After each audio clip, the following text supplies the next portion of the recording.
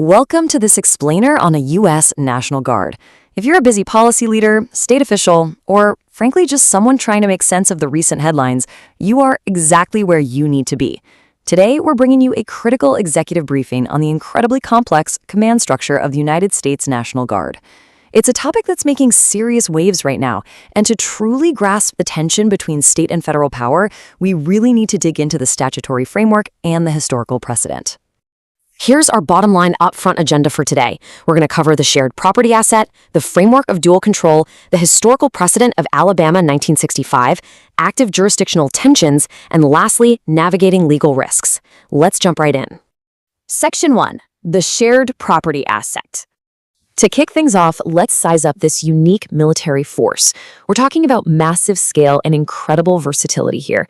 There are roughly 430,000 members making up Army and Air Force units spread across every single state, some U.S. territories, and Washington, D.C. Now, these Guard members usually train part-time, but they play a crucial role in literally every element of national defense. I mean, these are our neighbors who might be responding to a natural disaster right at home one month and then deployed overseas the next. Now, because of this dual, local, and national role, the command structure can get, well, kind of complicated. So think of it like a shared property ownership agreement. And let's be honest, given the recent headlines, it can sometimes feel exactly like a tense landlord-tenant dispute. On one side, you have the state authority. The state's governor acts as the day-to-day property manager. They're the ones routinely commanding the Guard for local needs. But on the flip side, the federal government holds a statutory master key. They don't manage the property every single day, but they possess the ultimate legal mechanism to step in and take over when specific conditions are met. Moving on to Section 2, Framework of Dual Control. So what's the actual legal mechanism that lets the federal government use that master key? It all comes down to Title 10 of the U.S. Code. This is the explicit statutory authority that allows the President of the United States to federalize the National Guard in any state or location. When Title 10 is invoked for wars or emergencies, the Guard is immediately pulled from state control and placed strictly under national command. Basically, it's a strict dual control framework. Standard command sits with the state governors, while the U.S. President holds that override command via Title 10. But there is one major geographical exception to this entire rule, and that is Washington, D.C. Because D.C. is a federal district and not a state, its Guard is never under gubernatorial-style control. It's always 100% of the time under the authority of the President. Which brings us to Section 3, Historical Precedent, Alabama 1965. To truly understand the jurisdictional standoffs we're seeing in the news today, we really have to look backward. We gotta rewind in 1965, the last time a governor explicitly declined the federal activation of their Guard. The federal government decided to use its statutory master key in Selma, Alabama, specifically to protect civil rights marchers during a period of intense national unrest and local resistance. This created a direct, intense collision of state and federal power. Alabama Governor George Wallace explicitly objected to the activation of the Guard. However, President Lyndon Johnson utilized Title 10 and federalized the Alabama National Guard directly over Governor Wallace's objections. And as a fascinating historical footnote to this standoff, both of these leaders actually belonged to the same political party. They were both Democrats.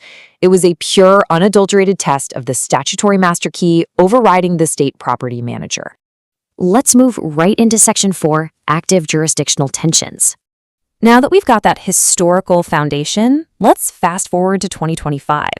We can literally track the evolution of these high-profile federalizations. From that 1965 precedent in Alabama, we jump straight to early 2025 in Los Angeles, California. Here, the Guard was federalized to address a crime emergency, but crucially, this happened without the consent of California's Governor Gavin Newsom. Following that, in August 2025, President Trump declared a crime emergency in the nation's capital, federalizing and activating about 800 National Guard members to assist law enforcement in Washington, D.C. This comparison brilliantly illustrates our current legal landscape. Just look at the stark difference between these two 2025 deployments. The August deployment in Washington, D.C. required absolutely zero gubernatorial consent because of that geographic exception we discussed earlier. The president always has authority there. So those 800 members were smoothly activated. But the earlier Los Angeles deployment completely bypassed Governor Newsom's explicit consent. The master key was used over the objection of the state property manager, which immediately triggered fierce legal battles. And finally, Section 5, Navigating Legal Risks.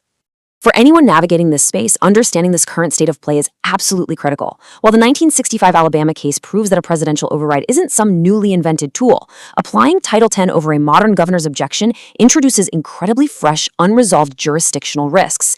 Because the Los Angeles federalization bypassed state consent, it is actively being litigated in the courts right now. The judicial system is currently untangling exactly where the boundaries of this shared property agreement actually lie in the 21st century. And that brings us to the ultimate question we all need to be tracking right now. As we wait for these judicial rulings regarding Los Angeles, we really have to ask ourselves, how will the court's pending decisions permanently alter this delicate shared ownership agreement? Will the federal master key be validated without restriction, or are state property managers going to gain new legal shields? The balance of military power between the states and the federal government is hanging right in the balance. Keep your eyes on the courts.